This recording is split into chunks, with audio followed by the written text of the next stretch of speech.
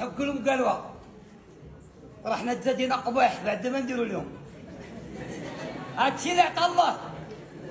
دينا لهم كل شيء. هاد العام هذا خربناها في الرياضه وزدنا كملناها الصحراء المغربيه.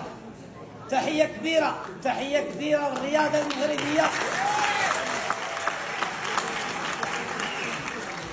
الحمد لله وليدات المغرب فرحوا العالم.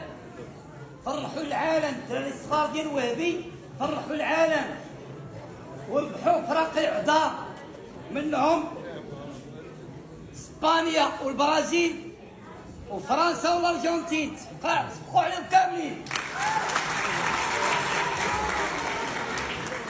ماشي هما اللي كاينين خويا هشام تكيك اللي بالكره ديالو خرج العالم ولا سادس عالميا وان شاء الله غادي يولي الخامس. وكاينين الدريات بلا مؤاد سبقوا على المرأة المغربيه كامل فيما كان. ثلاثه اللاعبات تعزلوا مع احسن فرقه في العالم. ثلاثه المغربيات تعزلوا. ونزيدكم سكيتيوي تبارك الله عليه جاب لنا كاس افريقيا المحليين وان شاء الله غادي يجيب كاس العرب وغادي يجيبوا ان شاء الله غادي يجيب كاس العرب.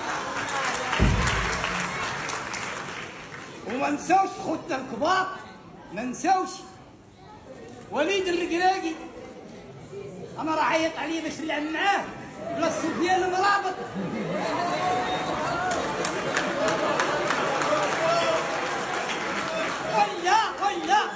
ولا وليد الركراكي حول ما بانوش ليه الركابي ولا زعما كان واعر عن قادومه والصلعه.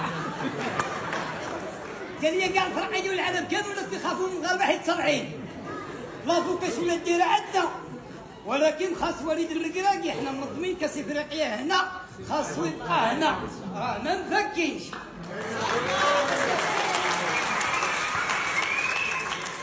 اما حنا طموحنا الحقيقي اللي بغينا هو كاس العالم ديال 2026. بغينا داكشي اللي داروا الدراري الصغار يديروا الكبار. حيت حنا تزادينا قباح. الحمد لله العالم كله ولا كيعرف المغرب. العالم كله ولا معترف بينا تيرانات.